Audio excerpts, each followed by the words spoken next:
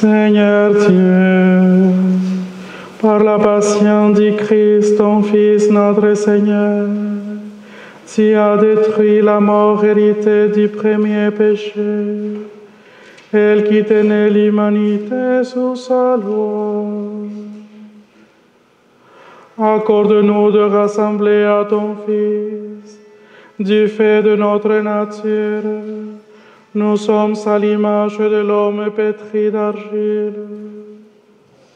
De même que ta grâce nous sanctifie, pour que nous soyons à l'image de celui qui vient du ciel. Par le Christ notre Seigneur. Amen.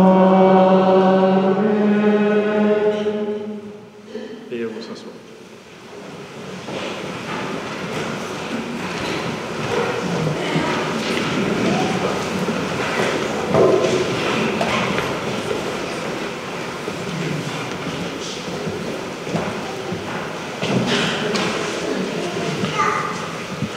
Lecture du livre du prophète Isaïe. Mon serviteur réussira, dit le Seigneur. Il montera, il s'élèvera, il sera exalté. La multitude avait été consternée en le voyant, car il était si défiguré qu'il ne ressemblait plus à un homme. Il n'avait plus d'apparence d'un fils d'homme. Il étonnera de même une multitude de nations. Devant lui, les rois resteront bouche bée, car ils verront ce que jamais on ne leur avait dit. Ils découvriront ce dont ils n'avaient jamais entendu parler.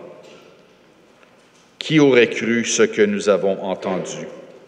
Le bras puissant du Seigneur, à qui s'est-il révélé?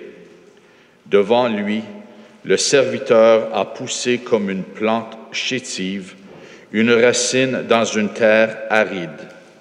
Il était sans apparence ni beauté qui attire nos regards. Son aspect n'avait rien pour nous plaire. Méprisé, abandonné des hommes, homme de douleur, familier de la souffrance, il était pareil à celui devant qui on se voile la face. Et nous l'avons méprisé, compté pour rien. En fait, c'étaient nos souffrances qu'il portait, nos douleurs dont il était chargé. Et nous pensions qu'il était frappé, meurtri par Dieu, humilié. Or, c'est à cause de nos révoltes qu'il a été transpercé, à cause de nos fautes qu'il a été broyé. Le châtiment qui nous donne la paix a pesé sur lui. Par ses blessures, nous sommes guéris. Nous étions tous errants comme des brebis. Chacun suivait son propre chemin. Mais le Seigneur a fait retomber sur lui nos fautes à nous tous. Maltraité, il s'humilie. Il n'ouvre pas la bouche. Comme un agneau conduit à l'abattoir, comme une brebis muette devant les tondeurs, il n'ouvre pas la bouche. Arrêté, puis jugé, il a été supprimé. Qui donc s'est inquiété de son sort? Il a été retranché de la terre des vivants. frappé à mort pour les révoltes de son peuple. On a placé sa tombe avec les méchants, son tombeau avec les riches. Et pourtant, il n'avait pas commis de violence. On ne trouvait pas de tromperie dans sa bouche. Broyé par la souffrance, il a plu au Seigneur. S'il remet sa vie en sacrifice de réparation, il verra une descendance, il prolongera ses jours. Par lui, ce qui plaît au Seigneur réussira. Par suite de ses tourments, il verra la lumière. La connaissance le comblera. Le juste, mon serviteur, justifiera les multitudes. Il se chargera de leurs fautes. C'est pourquoi, parmi les grands, je lui donnerai sa part. Avec les puissants, il partagera le butin, car il s'est dépouillé lui-même jusqu'à la mort.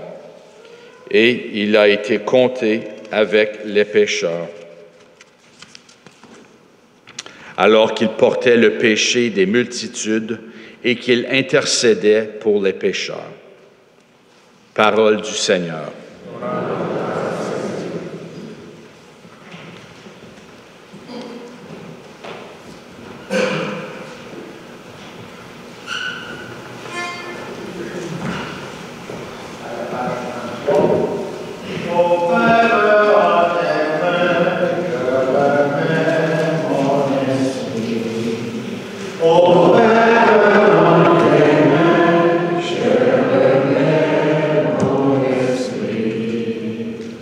En toi, Seigneur, j'ai mon refuge. Garde-moi d'être humilié pour toujours. En tes mains, je remets mon esprit. Tu me rachètes, Seigneur, Dieu de vérité.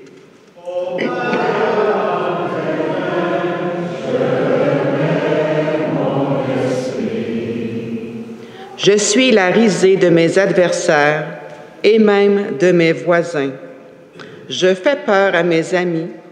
S'ils me voient dans la rue, ils me fuient.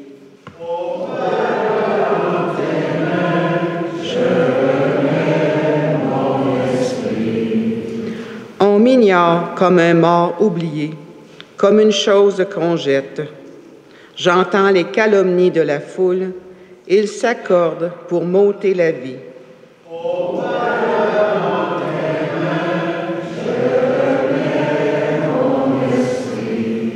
Moi, je suis sûr de toi, Seigneur. Je dis, tu es mon Dieu. Mes jours sont dans ta main, délivre-moi des mains hostiles qui s'acharnent.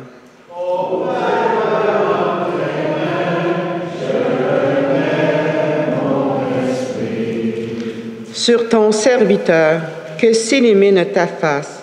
Sauve-moi par ton amour. Soyez forts, prenez courage, vous tous qui espérez le Seigneur. Je remets mon esprit.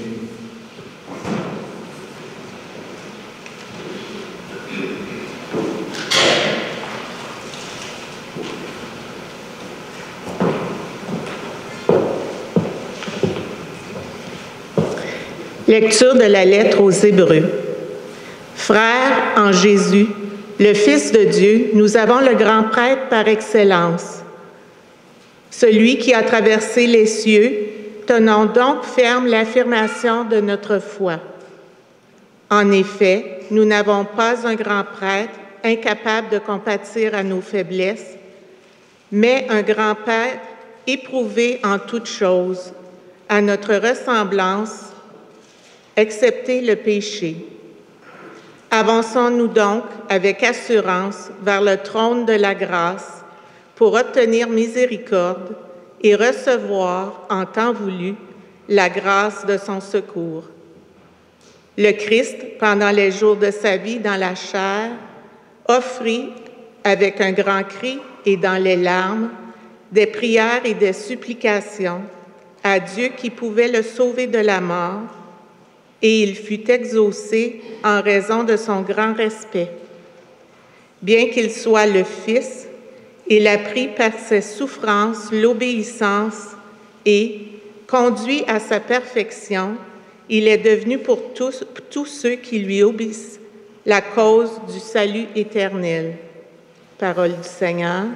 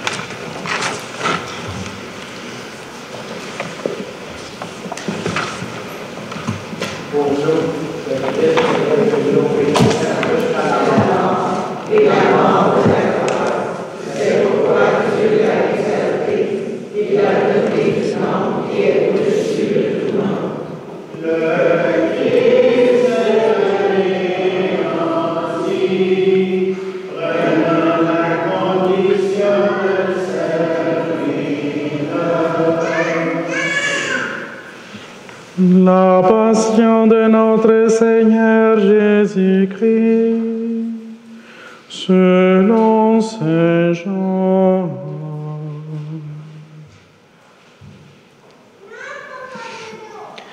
En ce temps-là, après le repas, Jésus sortit avec ses disciples et traversa le torrent du Cédron. Il y avait là un jardin dans lequel il entra avec ses disciples. Judas, qui le livrait, connaissait l'endroit lui aussi, car Jésus et ses disciples y étaient souvent réunis. Judas, avec un détachement de soldats, ainsi que les gardes envoyés par les grands prêtres et les pharisiens, arrivent à cet endroit. Ils avaient des lanternes, des torches et des armes. Alors Jésus, sachant tout ce qui allait lui arriver, s'avança et leur dit, « Qui cherchez-vous? » Ils lui répondirent. Il leur dit, « C'est moi, je le suis. » Judas, qui le livrait, se tenait avec eux. Quand Jésus leur répondit, « C'est moi, je le suis », ils reculèrent et ils tombèrent à terre. Il leur demanda de nouveau, « Qui cherchez-vous? » Ils dirent, « Jésus répondit, « Je vous l'ai dit, c'est moi, je le suis. Si c'est bien moi que vous cherchez, ceux-là, laissez-les partir. » Ainsi s'accomplissait la parole qu'il avait dite. Je n'ai perdu aucun de ceux que tu m'as donnés. Or, Simon-Pierre avait une épée, il la tira, frappa le serviteur du grand prêtre et lui coupa l'oreille droite. Le nom de ce serviteur était Malchus. Jésus dit à Pierre, « Remets ton épée au fourreau. La coupe que m'a donnée le Père, vais-je refuser de la boire? » Alors la troupe, les commandements et les gardes juifs se saisirent de Jésus et le ligotèrent. Ils l'emmenèrent d'abord chez Anne, beau-père de Caïphe, qui était grand prêtre cette année-là. Caïphe était celui qui l'avait donné aux Juifs ce conseil. Il vaut mieux qu'un seul homme meure pour le peuple. Or, Simon-Pierre ainsi qu'un autre disciple suivaient Jésus. Comme ce disciple était connu du grand prêtre, il entra avec Jésus dans le palais du grand prêtre. Pierre se tenait près de la porte dehors. L'autre disciple, celui qui était connu du grand prêtre, sortit, dit un mot à la servante qui gardait la porte et fit entrer Pierre.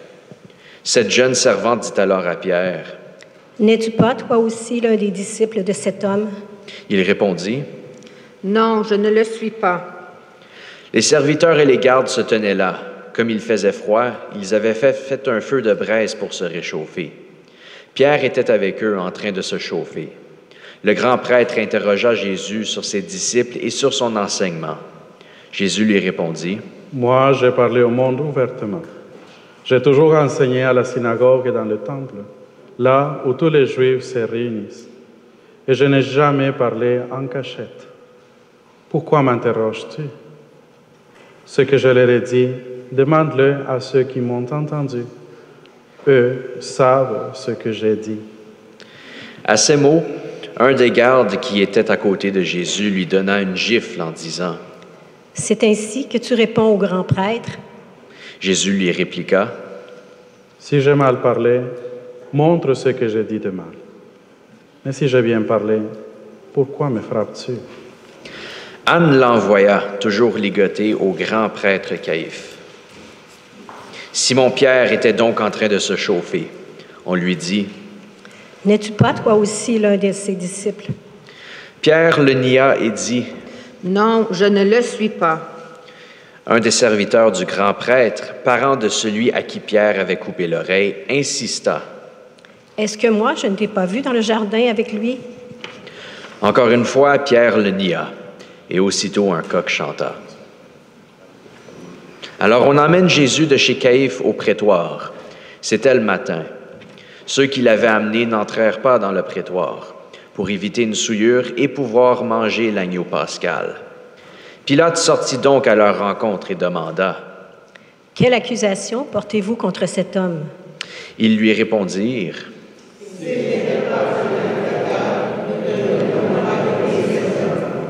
Pilate leur dit, « Prenez-le vous-même et jugez-le suivant votre loi. » Les Juifs lui dirent, Ainsi s'accomplissait la parole que Jésus avait dite pour signifier de quel genre de mort il allait mourir. Alors Pilate rentra dans le prétoire. Il appela Jésus et lui dit, « Es-tu le roi des Juifs? » Jésus lui demanda, « Dis-tu cela de toi-même, ou bien d'autres te l'ont dit à mon sujet? » Pilate répondit, « Est-ce que je suis Juif, moi? Ta nation et les grands prêtres t'ont livré à moi. Qu'as-tu donc fait? » Jésus déclara, « Ma royauté n'est pas de ce monde. Si ma royauté était de ce monde, j'aurais des gardes qui se seraient battus pour que je ne sois pas livré aux Juifs. En fait, ma royauté n'est pas d'ici. » Pilate lui dit, « Alors, tu es roi? » Jésus répondit, « C'est toi-même qui dis que je suis roi. Moi, je suis né, je suis venu dans le monde pour ceci, rendre témoignage à la vérité. Quiconque appartient à la vérité, écoute ma voix. » Pilate lui dit, « Qu'est-ce que la vérité? » Ayant dit cela, il sortit de nouveau à la rencontre des Juifs et leur déclara, « Moi, je ne trouve en lui aucun motif de condamnation. Mais chez vous, c'est la coutume que je vous relâche quelqu'un pour la Pâque. Voulez-vous donc que je vous relâche le roi des Juifs? » Alors ils répliquèrent en criant, Or, ce Barabbas était un bandit. Alors Pilate fit saisir Jésus pour qu'il soit flagellé. Les soldats tressèrent avec des épines une couronne qui lui posèrent sur la tête. Puis ils le revêtirent d'un manteau de pourpre. Ils s'avançaient vers lui et lui disent, et ils le giflaient. Pilate de nouveau sortit dehors et leur dit, Voyez, je vous l'amène dehors pour que vous sachiez que je ne trouve en lui aucun motif de condamnation. Jésus sortit dehors, portant la couronne d'épines et le manteau pourpre, et Pilate leur déclara, Voici l'homme. Quand ils le virent, les grands prêtres et les gardes se mirent à crier. Pilate leur dit, Prenez-le vous-même et crucifiez-le. Moi, je ne trouve en lui aucun motif de condamnation. Ils lui répondirent,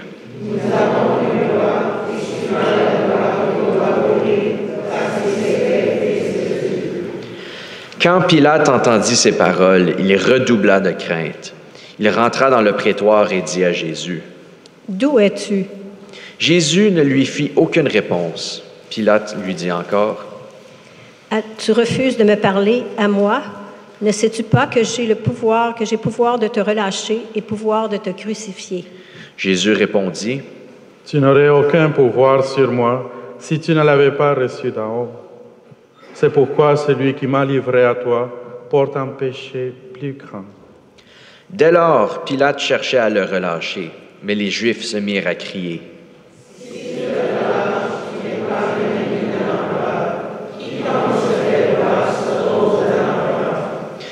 En entendant ces paroles, Pilate emmena Jésus au dehors. Il le fit asseoir sur une estrade, au lieu dit le dallage, en hébreu Gabbatha. C'était le jour de la préparation de la Pâque, vers la 6e heure, environ midi. Pilate dit aux Juifs, « Voici votre roi. » Alors ils crièrent.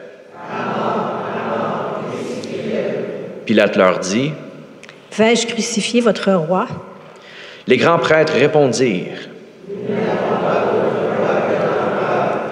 Alors il leur livra Jésus pour qu'il soit crucifié. Ils se saisirent de Jésus et lui-même portant sa croix, sortit en direction du lieu dit le crâne ou calvaire. Il se dit en hébreu Golgotha. C'est là qu'ils le crucifèrent et 2 autres avec lui, un de chaque côté et Jésus au milieu. Pilate avait rédigé un écriteau qu'il fit placer sur la croix. Il était écrit « Jésus le Nazaréen, roi des Juifs ». Beaucoup de Juifs lurent cet écriteau parce que l'endroit où on l'avait crucifié Jésus était proche de la ville et que c'était écrit en hébreu, en latin et en grec.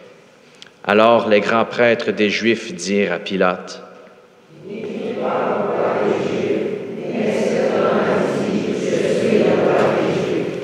Pilate répondit, « Ce que j'ai écrit, je l'ai écrit. » Quand les soldats eurent crucifié Jésus, ils prirent ses habits. Ils en firent 4 parts, un pour chaque soldat. Ils prirent aussi la tunique. C'était une tunique sans couture, tissée toute d'une pièce de haut en bas. Alors ils se dirent entre eux, « Ne la déchirons pas, désignons par le sort celui qui l'aura. » Ainsi s'accomplissait la parole de l'Écriture.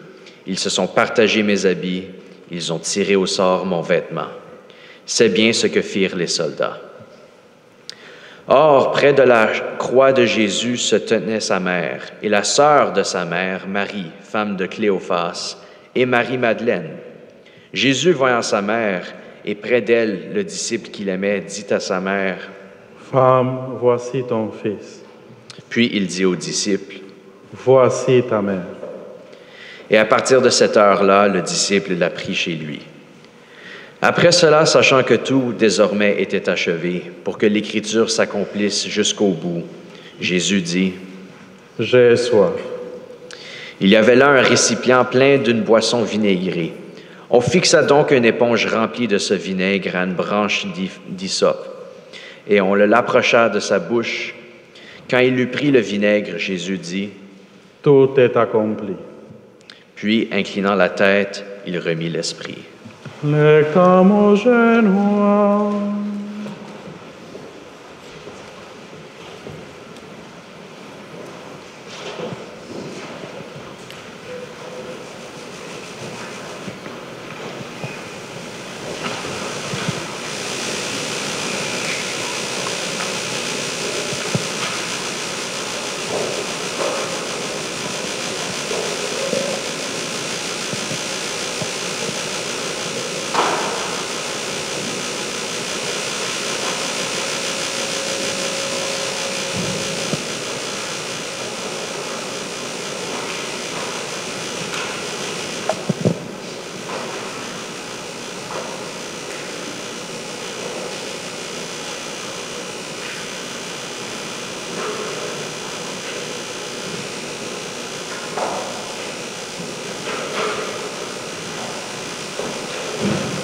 Levate.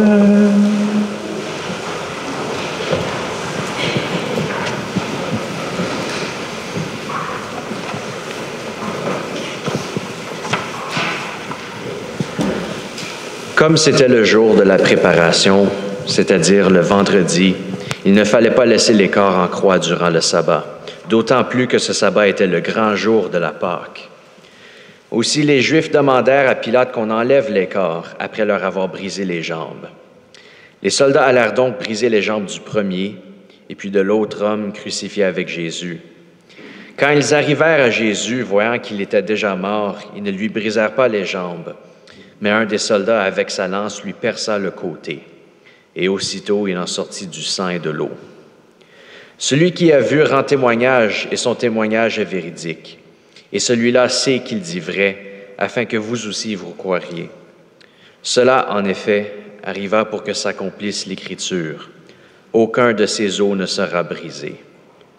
Un autre passage de l'Écriture dit encore, « Ils lèveront les yeux vers celui qu'ils ont transpercé. » Après cela, Joseph d'Arimathie, qui était disciple de Jésus, mais en secret par crainte des Juifs, demanda à Pilate de pouvoir enlever le corps de Jésus, et Pilate le permit.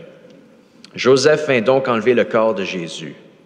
Nicodème, celui qui, au début, était venu trouver Jésus pendant la nuit, vint lui aussi. Il apporta un mélange de myrrhe et d'aloès, pesant environ 100 livres. Ils prirent donc le corps de Jésus, qu'ils lièrent de linge en employant les aromates selon la coutume juive d'ensevelir les morts. À l'endroit où Jésus avait été crucifié, il y avait un jardin. Et dans ce jardin, un tombeau neuf, dans lequel on n'avait pas encore déposé personne. À cause de la préparation de la Pâque juive, et comme ce tombeau était proche, c'est là qu'ils déposèrent Jésus.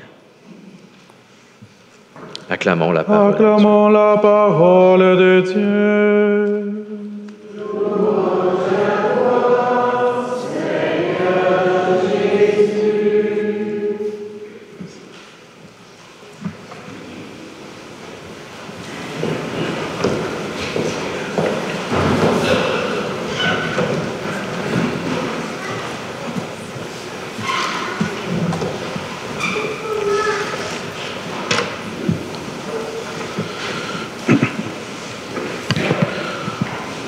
Chers fidèles, sur la croix, le Christ affirme qu'il a soif.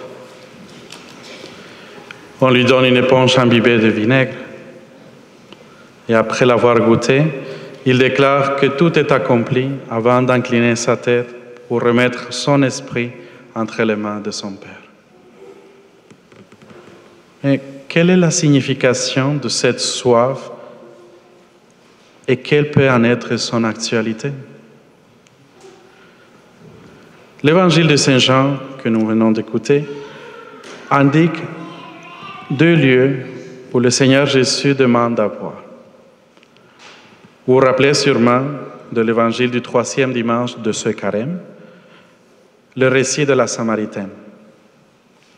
Et là, le Seigneur Jésus, au pied de Jacob, fatigué par la route, demande à boire à une Samaritaine avant de lui révéler ceci.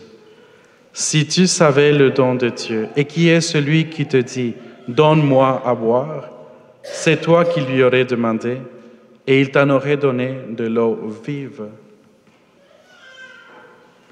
La demande à boire adressée à la Samaritaine est justifiée par la soif du Christ de donner l'eau vive. Il a soif, et en même temps, il indique qu'il est la source d'eau vive qui étanche la soif de l'humanité. Ainsi, on peut dire que l'expression de sa soif de boire est présupposée par la manifestation de sa soif de donner à boire. Et par conséquent, quand le Christ demande à boire à l'humanité, c'est pour susciter en elle une soif de Dieu. Vous savez, dans l'ordre de la révélation, les 2 dernières affirmations du Christ sur la croix sont liées et s'éclairent mutuellement. À savoir, j'ai soif, consummatum est, tout est accompli. J'ai soif, tout est accompli. Au Seigneur Jésus crucifié qui demandait de l'eau, le soldat a présenté une éponge de vinaigre, une proposition qui n'étanche pas la soif, mais qui accélère plutôt la déshydratation. Les Romains étaient terribles. Hein? Ils savaient comment mettre à mort le monde. D'une manière générale, ce que le Christ a reçu de la part du peuple a souvent été imbibé de vinaigre. Les paroles de jugement et de condamnation injustes, la négation de son identité, la trahison de ses proches comme celle de Judas, et surtout la souffrance de la passion et de la crucifixion sont loin d'être de l'eau qui étanche la soif du Fils de Dieu. C'est plutôt du vinaigre, Or, le vinaigre n'est pas de la nature de l'eau, dont la transformation en vin participe au rayonnement du règne de Dieu dans la cité des humains. Quoi qu'il en soit, la réponse de Jésus crucifié au geste de ce soldat est l'eau et le sang jaillit du côté transpercé. L'évangile de la Passion révèle alors que la soif de Dieu pour l'humanité est une qualité divine qui resplendit au plus haut point dans le mystère de la croix et qui se traduit dans l'amour qui pardonne. Dès lors, on peut dire que la soif du Christ en croix, exprimée dans sa demande, est la révélation de l'amour dans sa signification proprement divine. Il n'y a pas de plus grand amour que de donner sa vie pour ses amis.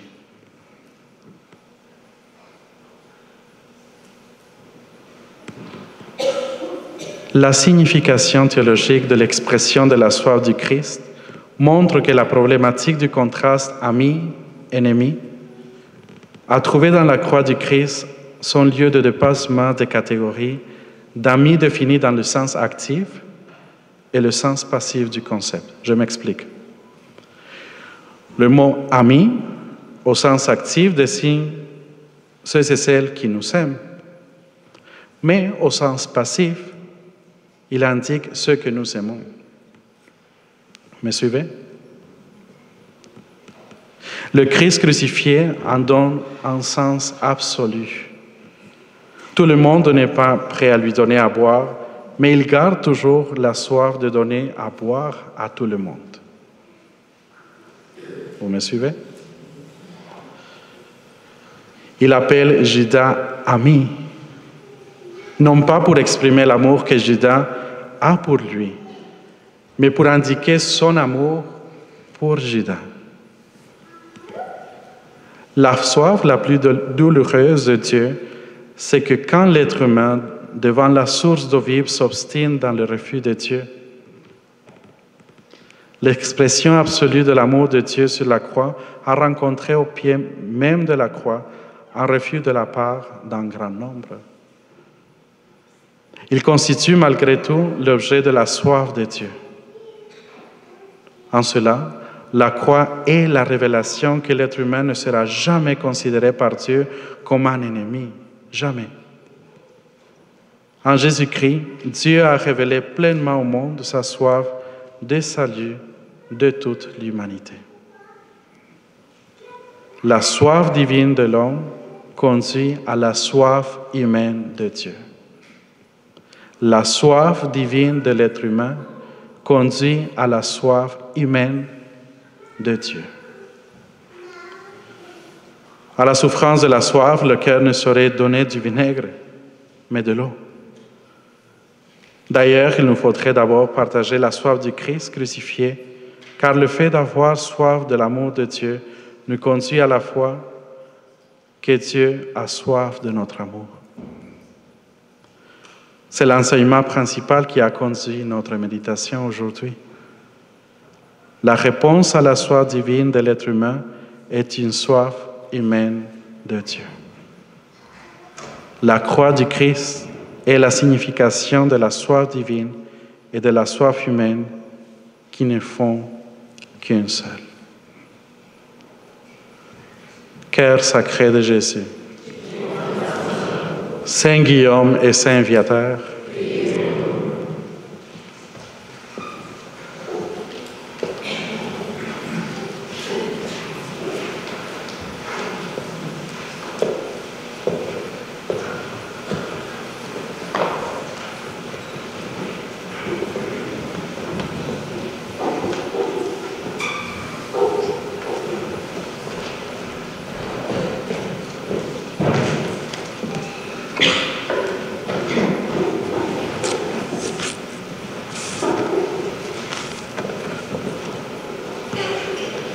nous allons poursuivre avec la prière universelle.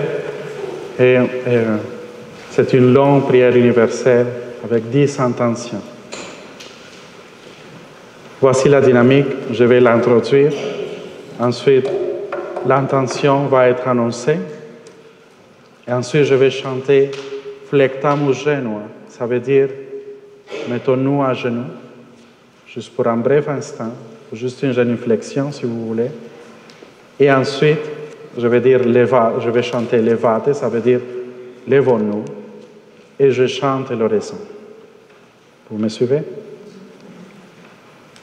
Veuillez s'il vous plaît vous lever.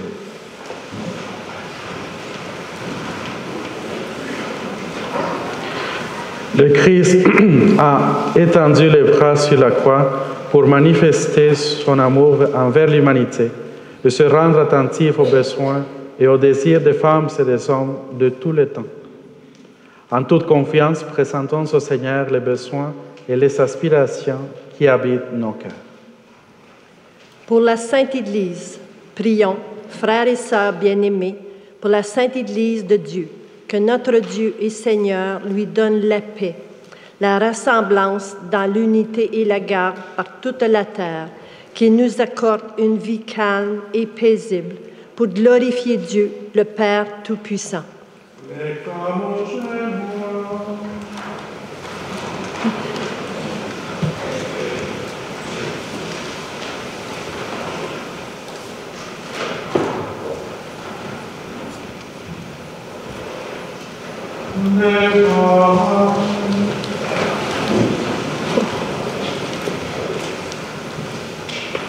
Dieu éternel et tout-puissant, dans le Christ tu as révélé ta gloire à tous les peuples.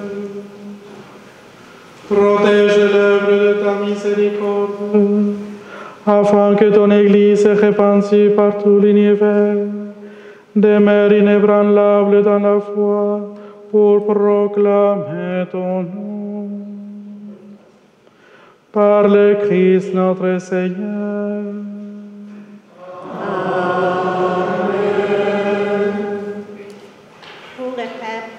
Prions pour notre Saint-Père le Père François, choisi par Dieu notre Seigneur dans le collège des évêques, qu'il le garde saint et sauf au service de son Église pour gouverner le peuple saint de Dieu. Flectamus genua.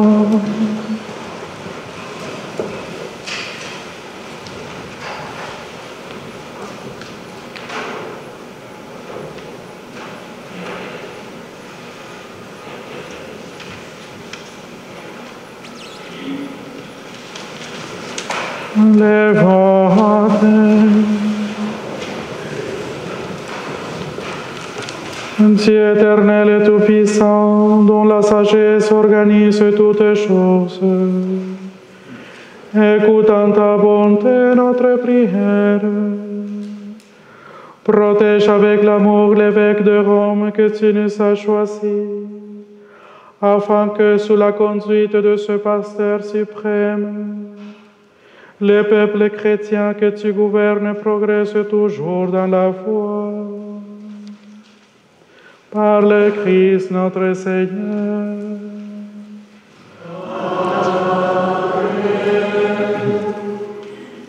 Prions pour nos catéchumènes.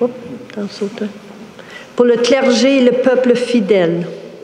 Prions pour notre évêque, Monseigneur Marcel Danfous, son auxiliaire Yvan Mathieu, pour tous les évêques, les prêtres, les diacres de l'Église et pour l'ensemble du peuple des fidèles.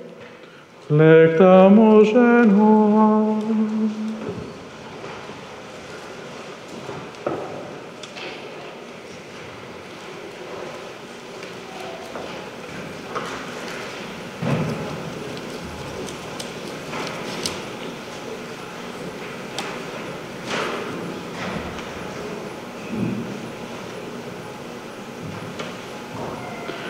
Levate.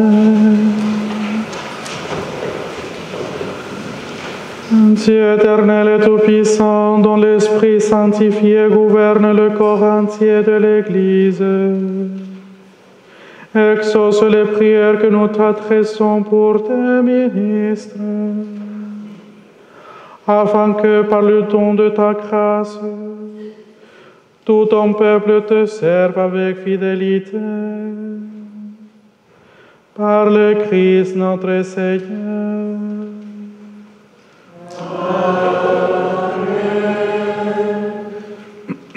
Pour les catéchumènes, prions pour nos catéchumènes, que Dieu notre Seigneur ouvre leur cœur à sa parole et les accueille dans sa miséricorde. Après avoir reçu le pardon de tous leurs péchés par le bain de la naissance nouvelle, qu'ils soient reconnus comme appartenant au Christ Jésus, notre Seigneur. Flectamus genera.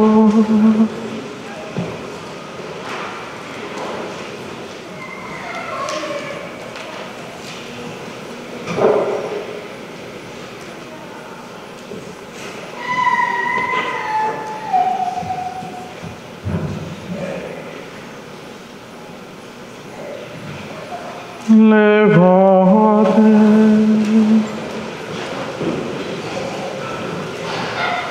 Dieu éternel et tout-puissant, toi qui assures la fécondité de ton Église, en lui donnant toujours de nouveaux enfants,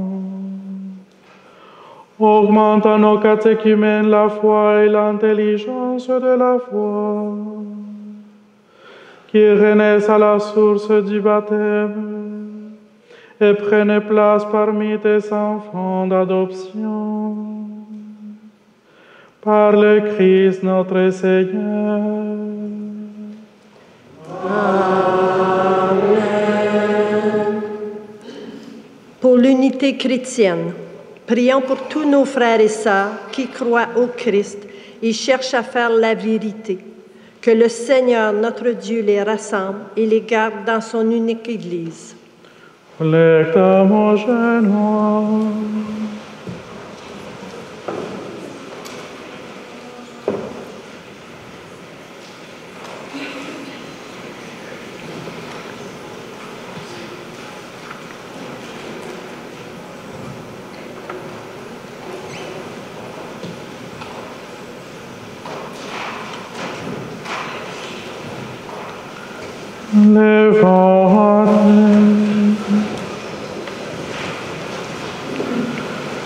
Dieu éternel et tout-puissant, toi qui rassembles ce qui est dispersé et qui garde ce que tu as rassemblé,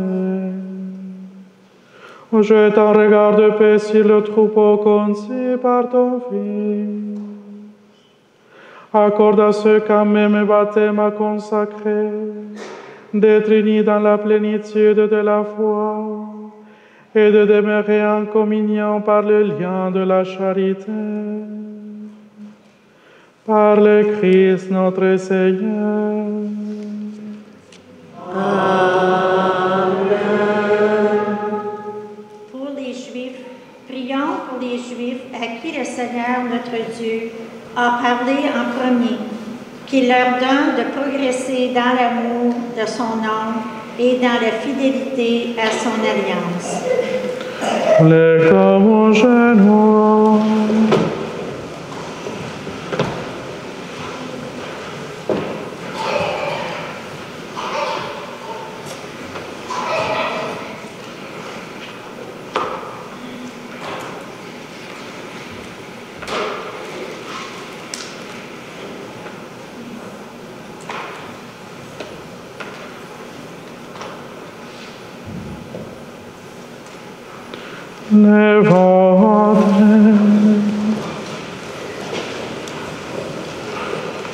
Dieu éternel et tout-puissant, toi qui as confié tes promesses à Abraham et à sa descendance, écoute avec bonté les prières de ton Église.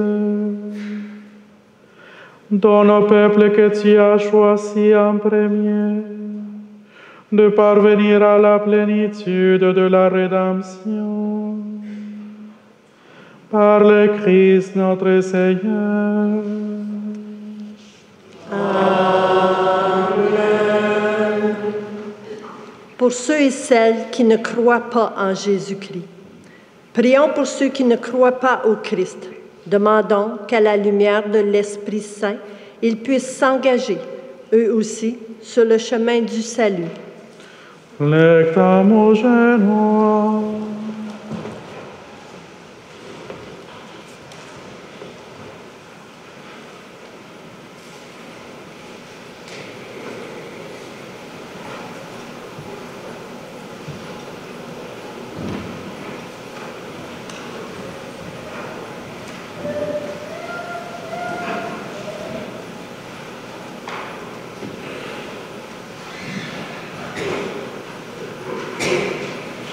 Levate.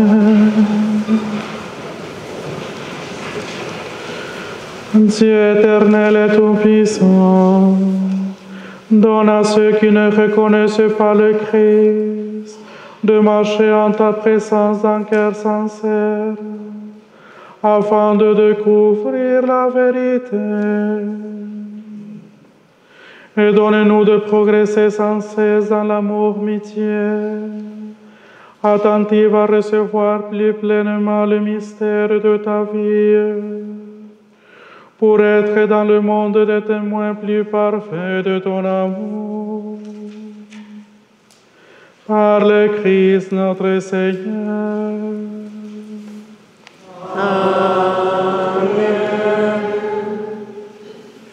Pour les personnes qui ne croient pas en Dieu, prions pour ceux qui ne connaissent pas Dieu. Demandons qu'en recherchant d'un cœur sincère ce qui est droit, ils puissent parvenir jusqu'à Dieu lui-même. Lectam Genua.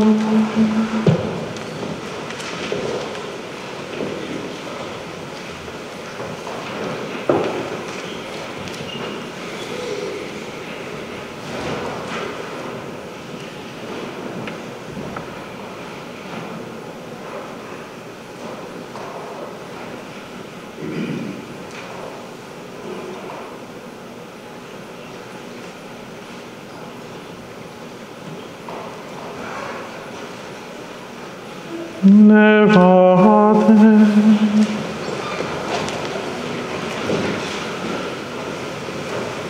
Dieu éternel et tout-puissant, tu as créé l'être humain pour qu'il te cherche dans un désir inlassable et que son cœur s'apaise en te trouvant. Nous t'en prions, fais que tous, au milieu des difficultés qui leur font obstacle, discernent les signes de ta tendresse et perçoivent le témoignage des bonnes œuvres de ceux qui croient en toi, afin d'avoir le bonheur de te reconnaître, toi, le seul vrai Dieu, notre Père. Par le Christ notre Seigneur. Amen. Pour les pouvoirs publics, prions pour les chefs d'État et tous les responsables des affaires publiques, que le Seigneur notre Dieu dirige leur esprit et leur cœur selon sa volonté pour la paix véritable et la liberté de tous. Lectam Genua.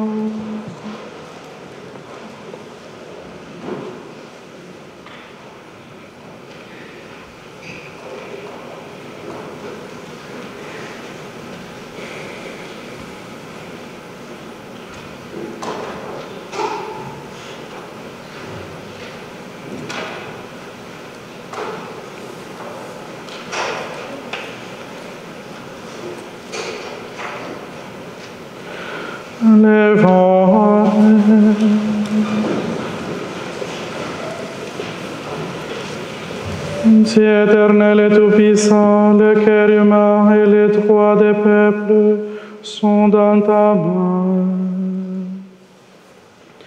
Regarde avec bienveillance ceux qui exercent le pouvoir sur nous. Que par ta grâce s'affermisse partout sur la terre la sécurité, la paix, la prospérité des nations et la liberté religieuse. Par le Christ notre Seigneur. Amen.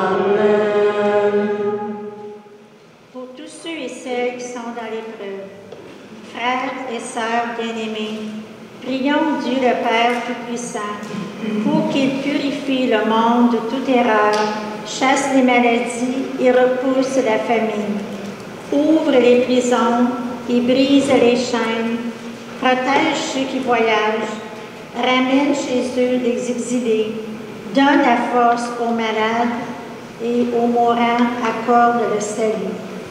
Lecta mon genou.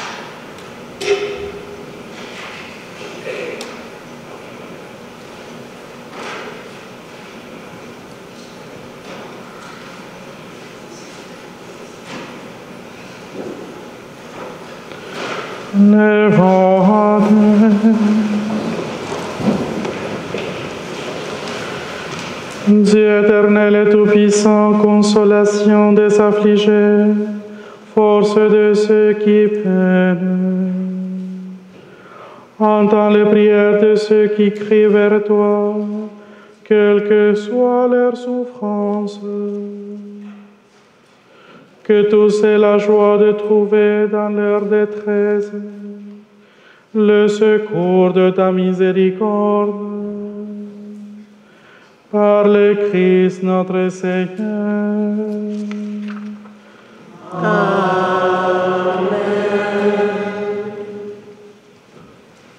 Veuillez vous asseoir. Nous allons maintenant recueillir vos offrandes. Juste un rappel que la quête d'aujourd'hui, c'est pour les destiner au lieu saint, en Terre Sainte. Alors nous vous remercions d'avance pour votre générosité.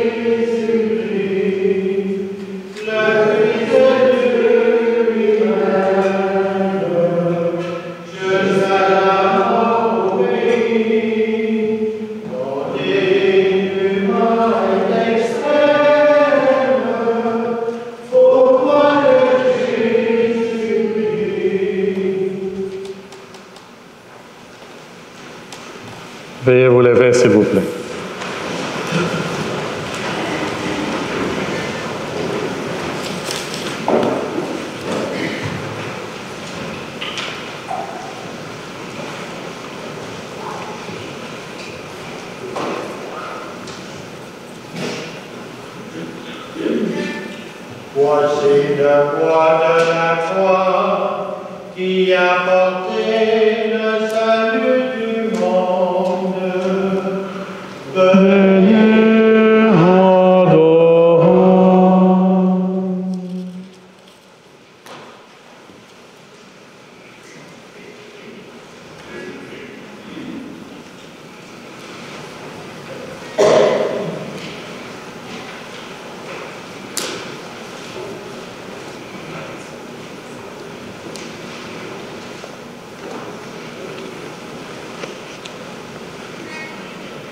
Voici le poids de la croix qui a porté le salut du monde. Venez, adorons.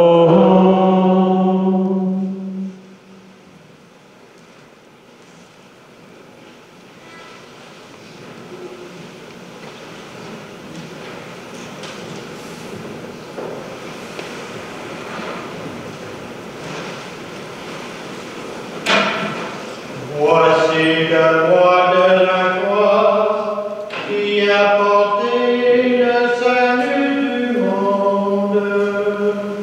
Venez, adorons.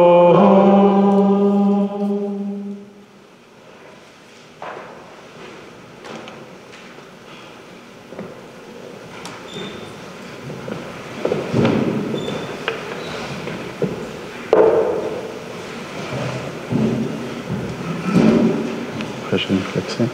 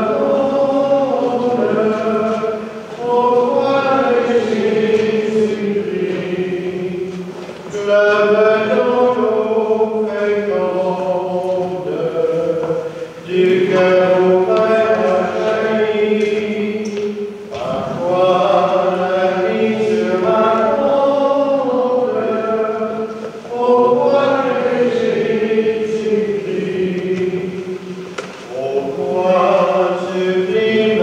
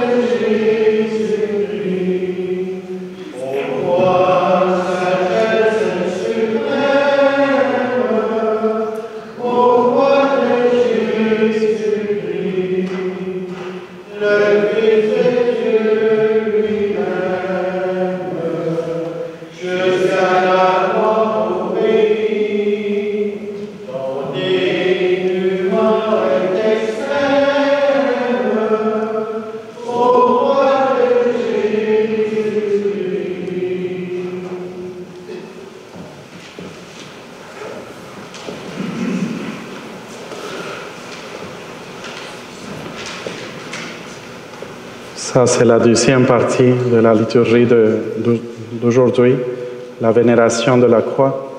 Pour ne pas prolonger davantage cette célébration, à la fin, on va descendre la croix ici pour que vous puissiez la vénérer, prendre votre temps. Mais ça va être à la fin de la célébration. Nous allons maintenant commencer la troisième partie, qui est la réception de la Sainte Communion. Veuillez vous asseoir, s'il vous plaît, et asseyez-vous. Quand je vais aller chercher le Saint-Sacrement, qui se trouve encore à l'arrière de l'église, au reposoir, vous rappelez que hier soir, on a ramené solennellement le Saint-Sacrement à l'arrière de l'église, où nous l'avons adoré pendant un certain temps de la nuit. Alors là, je ramène le Saint-Sacrement pour la réception de la Sainte Communion.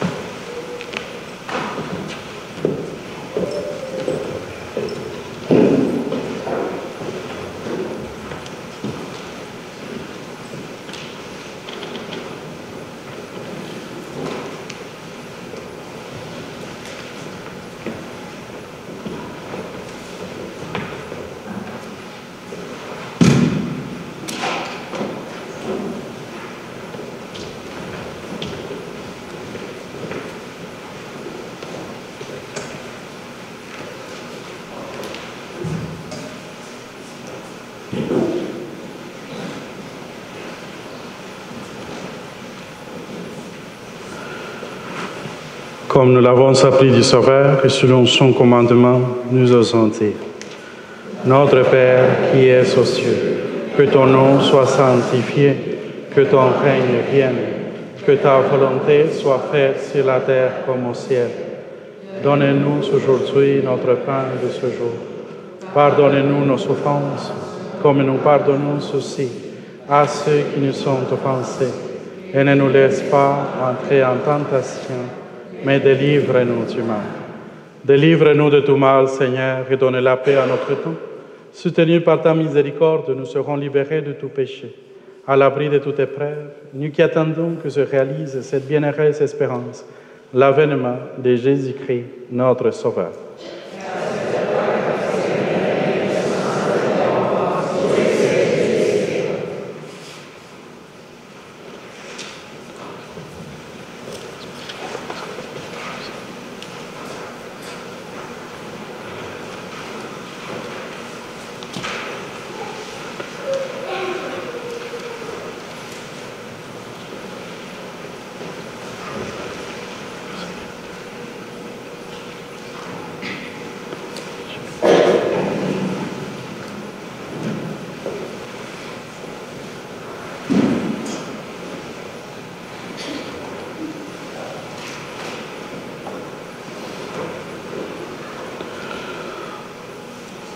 Voici l'agneau de Dieu, voici celui qui enlève les péchés du monde. Heureux les invités au repas de noces de l'agneau.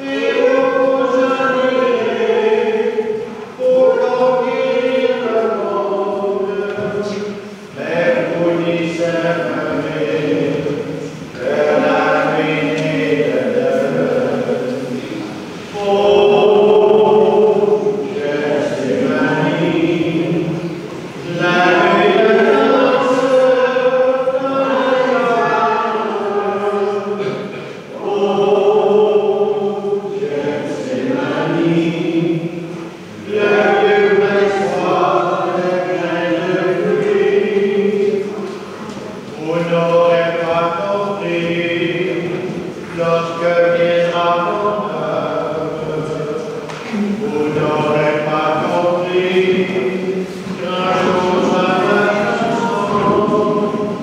Vous n'aurez pas compris, mais il faut que je meure, pour qu'à votre folie soit donné le pardon. Vous n'aurez pas compris, vous fermerez vos portes, vous fermerez vos cœurs au soleil de l'amour, et vous vous admirez la montagne louange, la joie de l'horizon qui recule toujours. Oh, ciel, c'est la nuit, la lune danse dans les arbres. Oh, ciel, c'est la nuit, le soir et le pluie. Vous n'aurez pas compris la beauté du message que je vous apportais en bénissant le soir. Vous n'aurez pas compris pourquoi les êtres sages en gloire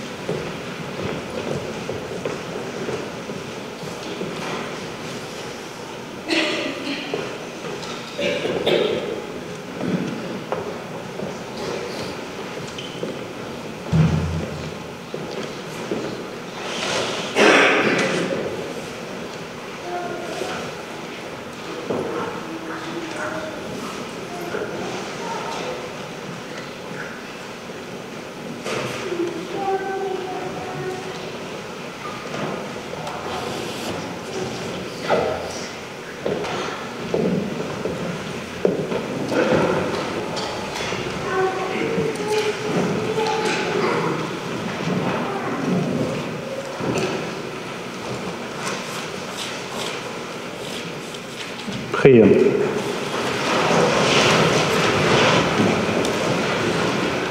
Dieu éternel et tout-puissant, tu nous as renouvelés par la mort et la résurrection bienheureuse de ton Christ. Entretiens en nous l'œuvre de ta miséricorde, que notre communion à ce mystère consacre à ton service notre vie tout entière. Par le Christ notre Seigneur. Amen.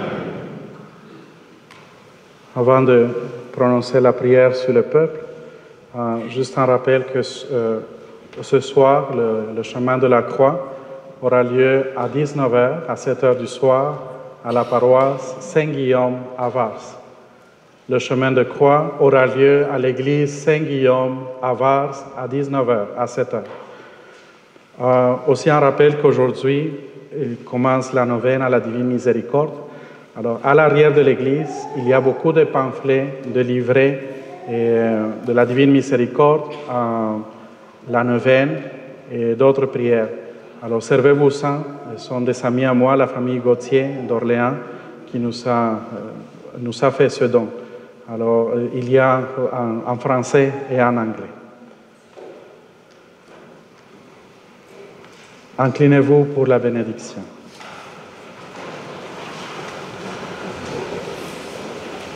Que ta bénédiction, nous t'en prions, Seigneur, descende en abondance sur ton peuple qui a célébré la mort de ton Fils, dans l'espérance de sa propre résurrection. Accorde-lui pardon et réconfort, augmente sa foi. Assure son éternelle rédemption. Par le Christ notre Seigneur.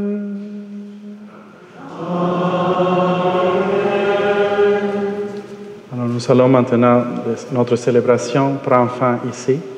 Et nous allons maintenant descendre la croix pour votre vénération. Et oui, un rappel que demain, la célébration de la veillée pascale est à 8 heures le soir, à 20 heures. À 8 heures le soir et pas à 19 heures. Veuillez aussi noter que la messe du samedi soir à 4h30 est annulée. On ne peut pas célébrer la messe avant la coucher du soleil. Voilà pourquoi la messe a lieu, la veillée pascale, à 20 heures. Et un rappel aussi, nous vous invitons à participer, à contribuer au goûter qui aura lieu après la veillée pascale dans la salle paroissiale. Et vous pouvez les amener votre contribution, votre plat, ce que vous voulez partager entre 14h et 16h, entre 2h et 4h ici à l'église. Merci, que Dieu vous bénisse et on se revoit ce soir ou demain.